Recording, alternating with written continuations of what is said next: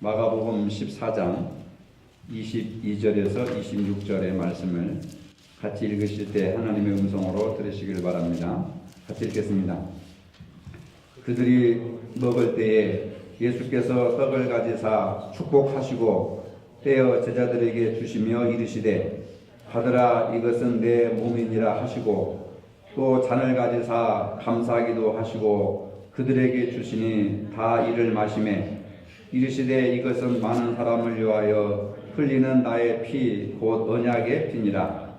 진실로 너희에게 이르노니 내가 포도나무에서 난 것을 하나님 나라에서 새 것으로 마시는 날까지 다시 마시지 아니하리라 하시니라. 이에 그들이 찬미하고 감람산으로 가니라. 아멘. 교회력으로 종료주일이고 내일부터 한 주간 동안 고난주간이 시작됩니다. 종료주일이라고 하는 것은 예수님께서 이제 십자가에 못 박혀 돌아가시기 위해서 예루살렘으로 나귀를 타고 입성을 하신, 그래서 일주일 동안 예루살렘 성 안에서 행하셨던 그러한 일들이 전개되고 있고, 금요일 날 오후 3시에 십자가에 못 박혀 돌아가신 그러한 사건을 기념하는 것입니다. 이에 우리는 오늘 교회적에 따라서 성찬식 그 예식을 거행하고자 합니다. 주님께서 잡히시기 전에 제자들을 모아놓고 마지막 만찬을 행하셨습니다. 우리도 주님께서 말씀하신 대로 주님의 몸과 또 피를 먹고 마심으로써 주님을 깊이 생각하고 그리고 주님의 제자로서 온전한 삶을 살고자 하는 그러한 결심을 하게 되는 겁니다. 성만찬은 주님께서 직접 행하신 그런 거룩한 예식입니다. 2000년 동안 변함없이 기독교의 전통으로 이어진 아주 중요한 예식이라 할 수 있습니다. 그렇다면 이 예수님께서 십자가에 못 박혀 돌아가시기 전에 왜 성만찬을 하셨는가? 이 의미가 어떤 의미가 있는가? 몇 가지 살펴보도록 하겠습니다. 첫째로 성만찬은 세상 속에서의 감사를 고백하는 그러한 예식이라 할 수 있습니다. 그래서 유카리스트라고 하는 말을 쓰는데 그것은 감사의 식사, 감사가 들어있는 것입니다. 특별히 성만찬 예식은 위태로운 세상 속에서 또는 위험한 그러한 세상 속에서 감사의 공동 식사라고 할 수가 있습니다. 2000년을 내려오면서 이 규모가 굉장히 축소되었습니다. 그런데 예수님 당시는 성만찬을 어떻게 했느냐면 그냥 빵을 가마솥 뚜껑만하게 크게 빵을 구워가지고 그걸 찢어가지고 먹는 거예요. 식사입니다, 식사. 그리고 큰 이 도가지 같은 데다가 포도주를 담아놓고 그냥 막 바가지로 떠서 마시는 거예요. 그게 성만찬입니다. 성찬 예식입니다. 근데 2000년을 내려오면서 너무 번거로우니까 축소하여서 이제는 잔도 엄지손가락만 하고 빵도 이게 손가락만한 이걸로 이렇게 축소되었는데, 이 음식의 부피, 음식의 양이 중요한 것이 아니라 그 속에 있는 의미가 중요한 것이죠. 지금은 이제 개신교도 카톨릭을 따라가가지고 동전 한 500원짜리만한 그 크기 하얀 거 쌀가루를 이렇게 해가지고 하는데 입에 넣으면 녹아버려요. 하면 좀 허전하더라고요. 큰 교회에서는 다 그렇게 하는데 전 아직도 어렸을 때부터 배워서 그런지 몰라도 이게 빵을 먹어야 그래도 성찬식을 한 그런 느낌이 들지 않는가. 뭐 무슨 회의 같은 데 가서 보면은 그거 입에 넣으면은 그냥 사르르 녹아버리거든요. 너무 허무합니다. 그래서 아직까지도 이런 것보다는 우리는 옛날 전통적인 방식대로 그냥 빵을 이렇게 잘라서 이렇게 나누는 것이 좋겠다 해가지고 이렇게 빵을 준비한 것인데, 결국 그것이 뭐냐면 예수님의 살과 예수님의 피를 증거하는 것을 볼 수가 있습니다. 그래서 예수님께서 그 마지막 만찬을 하시면서 제자들이 걱정스럽고 염려되는 거예요. 내가 이제 죽어서 다시 부활하고 하늘나라로 올라가면 이 남은 어린 양과 같은 이 제자들을 어떻게 할 것인가? 심히도 걱정스럽고 염려가 되는 겁니다. 누가복음 10장 3절에 이런 말씀하셨습니다. 갈지어다 내가 너희를 보냄이 어린 양을 이리 가운데로 보낸가 같도다. 어린 양을 이리 가운데로 보낸가 같이 불안하고 또 염려가 되고 걱정이 되는 겁니다. 제자들이 가서 잘 전할 수 있을까? 환난과 핍박을 잘 이길 수 있을까? 주님을 잘 증거할 수 있을까? 해서 어린 양을 이리 가운데 보낸가 같도다. 여러분, 우리가 살고 있는 이 세상은 이리보다도 더 악한 세상이잖아요. 살인과 전쟁과 기아와 폭력과 무질서와 시기와 질투와 미움과 싸움, 이게 전부 이리보다도 더 악한 세상 속에서 우리가 신앙생활을 한다고 하는 것이 굉장히 어렵고 힘들단 말입니다. 신앙을 지킨다고 하는 것이 굉장히 어렵다고 하는 것이죠. 그래서 우리가 이 성만찬을 통해서 예수님께서 베풀어 주신 그 은혜를 감사하며 모든 성도들이 합심하여서 우리가 이와 같은 이 험한 세상을 이깁시다, 견딥시다, 승리합시다 라고 서로 위로하고 권고하고 서로 힘을 북돋워주는 그런 예식이 바로 성만찬 예식이다 하는 것을 알 수가 있습니다. 두 번째로 성찬 예식은 우리를 보게 하는 시간입니다. 성찬 예식에서 무슨 일이 일어나고 있는가 알기를 원한다면 잡히시기 전날 밤에 예수님께서 로마 군인들에게 잡히시기 전날 밤에 성찬식을 행하셨는데, 이 잡히시기 전날 밤이라고 하는 것은 평온하고 안락한 시간이 아니라 아주 긴박하고 급박한 시간을 가리키는 겁니다. 예수님이 로마 군인들이 와가지고 예수님을 체포하실 때 그게 평화로운 시간이 아닙니다. 아주 소용돌이치고 그 다음에 급박하고 긴장하고 전쟁이 일어나기 일보 직전에 태풍이 막 몰려오기 이전에 좀 고요함, 잠잠함, 그런 것인데, 예수님이 잡히시기 전날 밤 유월절 식사를 하고 계시는 겁니다. 이 유월절 식사라고 하는 것은 예수님이 분명히 유월절의 어린 양을 알리시기 위해서, 나는 유월절의 어린 양으로 죽으러 이 땅에 왔다, 희생제물로 희생당하기 위해서 이 땅에 왔다 라고 하는 것을 알리는 겁니다. 유월절이라고 하는 것은 여러분들이 아시는 바와 같이 구약시대 때에 이스라엘 백성들이 애굽에서 고통받고 노예 생활을 하고 말할 수 없는 그러한 짓밟힘 속에 살고 있을 때 하나님께 부르짖고 기도하여서 하나님께서 모세를 통해서 이스라엘 백성들을 애굽에서 해방시켜 주셨잖아요. 그 해방절을 기념하기 위해서 이스라엘 백성들은 유월절을 지키는 겁니다. 예수님께서 제자들과 함께 유월절 만찬을 하시는 거예요.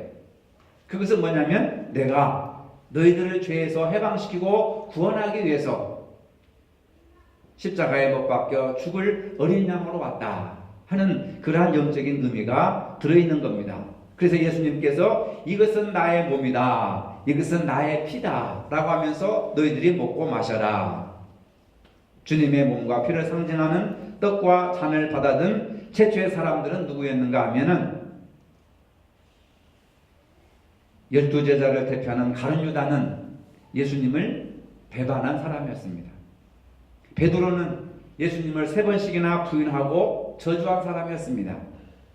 예수님의 사랑을 가장 많이 받았다고 하는 요한은 벌거벗고 도망가 버렸습니다. 다른 제자들 역시 예수님을 버리고 부인한 비열한 사람들이었습니다.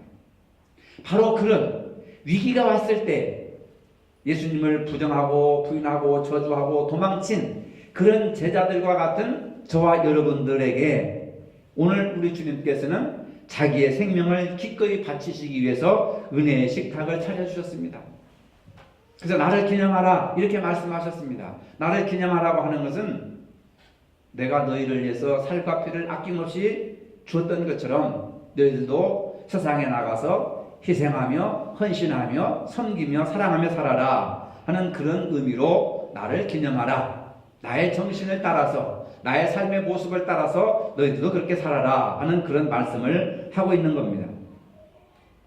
지금 우리는 나 같은 죄인 살려주신 주님의 은혜를 깊이 생각하면서 주님의 식탁 앞에 우리가 초청받아서 이 자리에 앉아 있는 것입니다. 셋째로 성찬식은 받아주는 마음이라는 겁니다. 최초의 성찬식에서 예수님은 떡을 가지시고 감사하시고 찢으셔서 그 떡을 찢으셨습니다. 자기 몸을 찢으셔서 피 흘리고 땀을 흘리고 눈물을 흘리시고 물을 흘리셔서 죽으셨던 것처럼 자기 몸을 찢어서 우리들에게 주셨습니다. 그리고 떡을 가지사 하늘을 우러러 감사의 기도를 올리셨습니다. 왜 그러느냐? 바로 빵과 포도주는 창조의 선물입니다. 하나님의 은혜 선물입니다. 먹는 일과 마시는 일은 우리의 노력과 애씀의 결과가 아니라 하나님이 주신 은혜의 선물이라고 하는 겁니다. 전도서는 이렇게 고백합니다. 사람이 먹고 마시며 수고하는 것보다 그의 마음을 더 기쁘게 하는 것이 없나니 내가 이것도 본즉 하나님의 손에서 나오는 것이로다. 우리가 일주일 동안 열심히 직장 생활하면서 또 여러분들이 생활 전선에서 뛰어서 열심히 경제 활동을 하잖아요. 그것도 모두가 다 하나님이 주시는 은혜의 선물의 결과라고 하는 겁니다. 그래서 예수님께서 오늘 우리들에게도 주님의 살과 피를 나누어 주시는 겁니다. 나누어 주시되 모두에게 공평하게 차별이 없도록 나누어 주심으로 모두가 동일하게 하나님의 사랑받는 자녀, 하나님의 사랑받는 한 사람이라는 사실을 알려주시고, 그래서 죄인들을 받아주시는, 너그럽게 받아주시고 용납해 주시는 그런 아버지의 마음이 들어있는 것을 볼 수가 있습니다.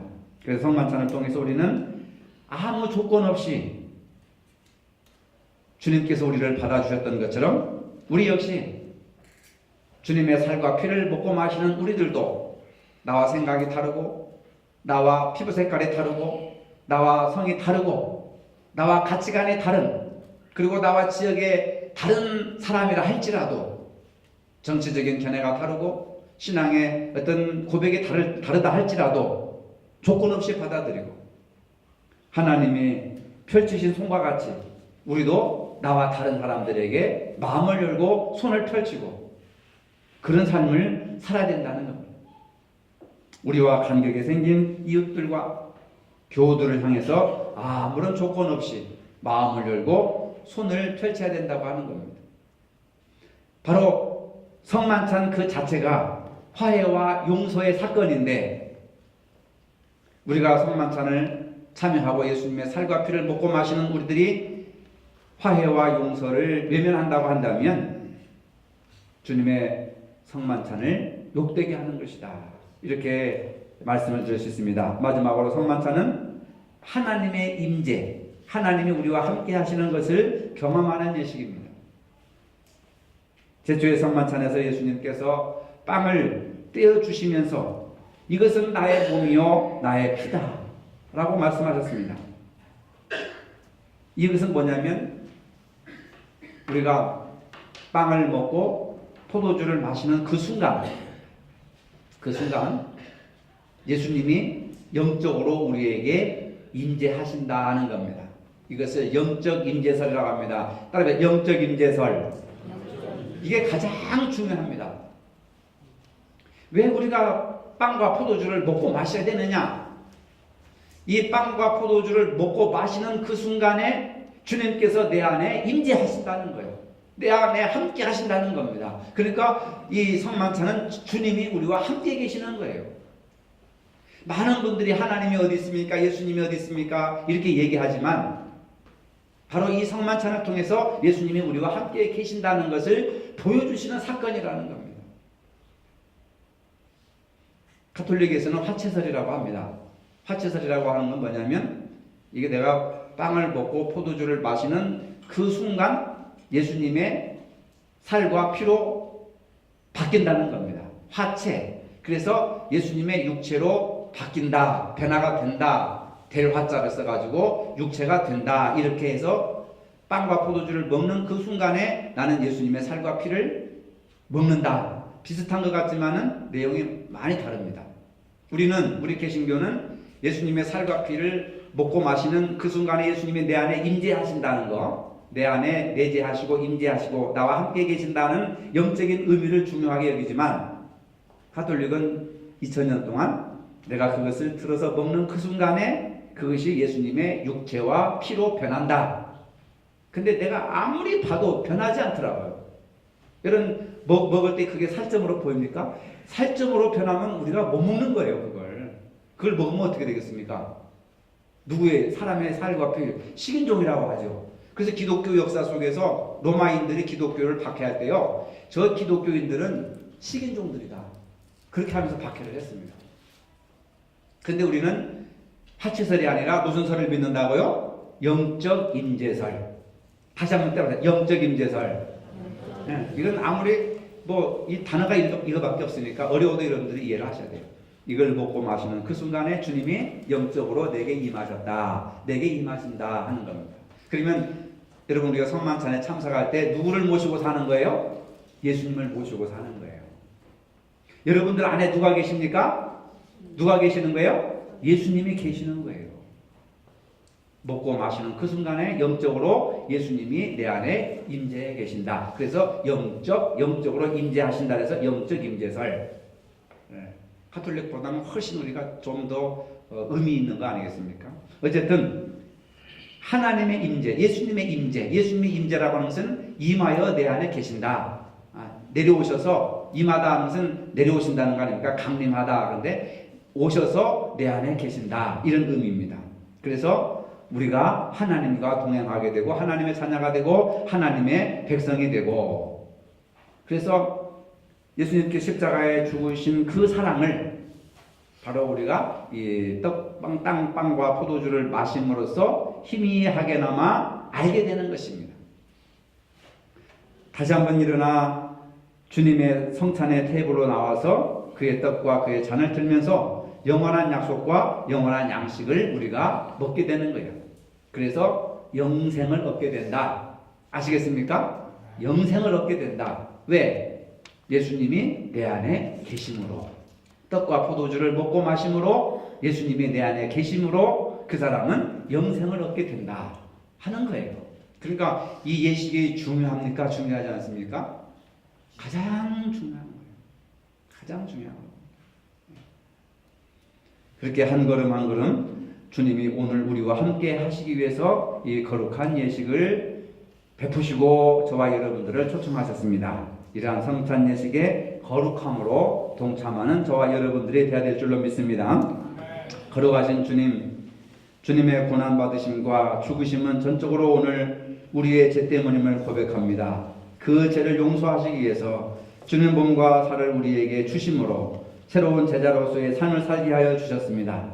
오늘 성찬 예식을 통하여 두려움과 염려가 사라지게 하시고 우리와 함께 하시는, 영적으로 임재하시는 주님을 내 안에서 발견하게 하시고 내 삶 속에서 발견하게 하여 주시옵소서. 우리의 눈으로 주님이 함께 하심을 보게 하여 주시옵소서. 예수님의 이름으로 기도합니다. 아멘. 은혜로우신 하나님, 지극히 자비하셔서 독생성자를 보내주시어 사람의 몸을 입게 하시고 예수님께서 우리 죄를 대신하여 십자가에 죽으심으로 우리를 구원하여 주심을 감사합니다. 주께서 단번에 자기 몸을 들이사 온 세상의 죄를 속량하시고 완전하고 거룩하신 희생의 제물이 되사 우리의 고통을 대신하여 죽으심을 기념하는 성례를 세우시고 다시 오실 때까지 예식을 행하라고 분부하셨습니다. 자비로우신 하나님, 비옵나니 우리의 기도를 들으시고 성령님으로 이 떡과 잔을 은혜를 베풀어 주시고 거룩하게 하시고 주님의 세우신 성례대로 이끌어 주시옵소서. 예수님의 이름으로 기도합니다. 아멘. 주 예수 그리스도께서 잡히시던 밤에 떡을 가지사 축사하시고 떼어주셨습니다. 저도 지금 주님의 이름으로 이 떡을 나누어 드립니다. 찢기신 몸을 기념하며 주님의 떡에 참여하시기 바랍니다. 이것은 나의 몸이라 너희를 위하여 준 것이니 나를 행하여 나를 기념하라 하셨습니다. 사랑하시는 주님, 주님께서 세우신 이 성찬을 베풀고 우리도 떡을 떼고자 합니다. 그리스도의 찢기신 몸을 분별하게 하시고 우리들이 나눈 이 떡이 영생의 떡에 되게 하여 주시옵소서. 예수님의 이름으로 기도드립니다. 아멘. 세례 받으신 분들만 받을 수가 있습니다.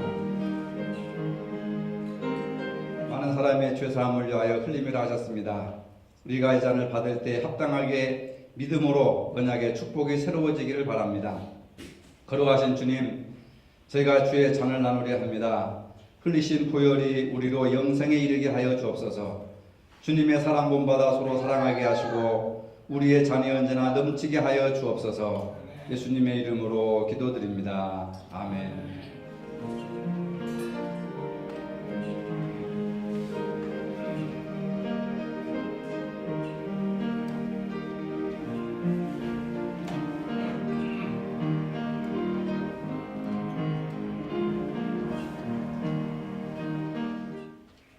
이제는 우리 주 예수 그리스도의 은혜와 하나님 아버지의 무한하신 사랑과 성령의 교통하심이 예수님의 몸과 피를 먹고 마신 모든 성도들 머리에 이제로부터 영원토록 함께 하시기를 축원하옵나이다. 아멘.